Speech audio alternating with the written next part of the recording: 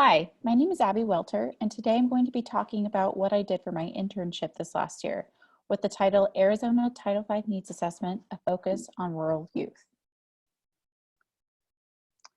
For my internship, I worked on a collaborative team between the University of Arizona College of Public Health and the Arizona Department of Health Services, working on the statewide Title V Maternal and Child Health Needs Assessment, which is done every 5 years in order to receive federal funding from the federal block grant Title V.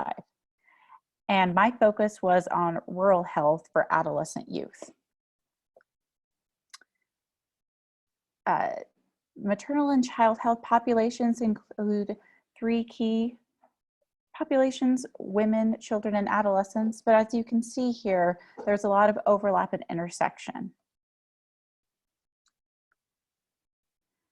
As for the methodology that our team followed, we had it broken out into several different stages and phases, including developing and approaching how we would conduct our qualitative research, training to effectively perform our qualitative research, the data collection phase, including focus groups and key informant interviews and meetings at different conferences throughout the state, analyzing the data, and then finally writing a report for the Arizona Department of Health Services.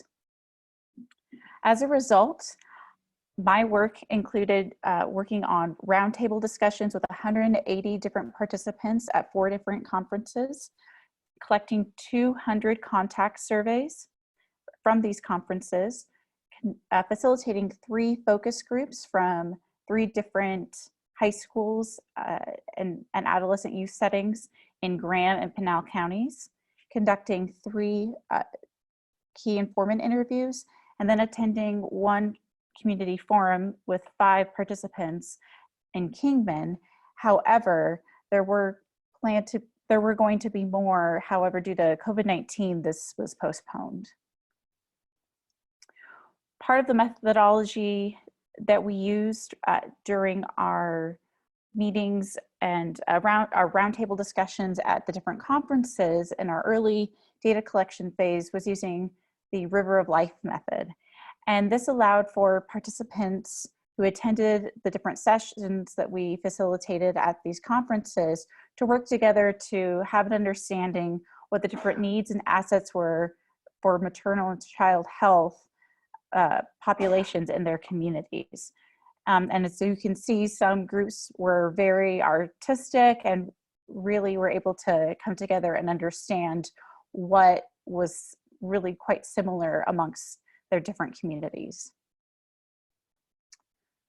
During the adolescent focus groups in Graham and Pinal counties, there were some key overarching themes that came about and some quotes that really stood out, really emphasizing on substance use, access to care, and sex education and access to contraception, and how also a mine strike in Pinal County really affected the mental health of community members and the adolescent youth and students themselves. And so with those overarching themes, it really goes to show that the life course theory and social determinants of health play a huge factor into health outcomes and health disparities in rural communities. And overall, in conclusion, these overarching themes indicate that there are more similarities than there are differences between rural and urban populations, that they experience a lot of the same health issues. However, there are more disparities and less resources in rural communities. And that's why it's so important to continue to prioritize and emphasize the needs for rural health populations.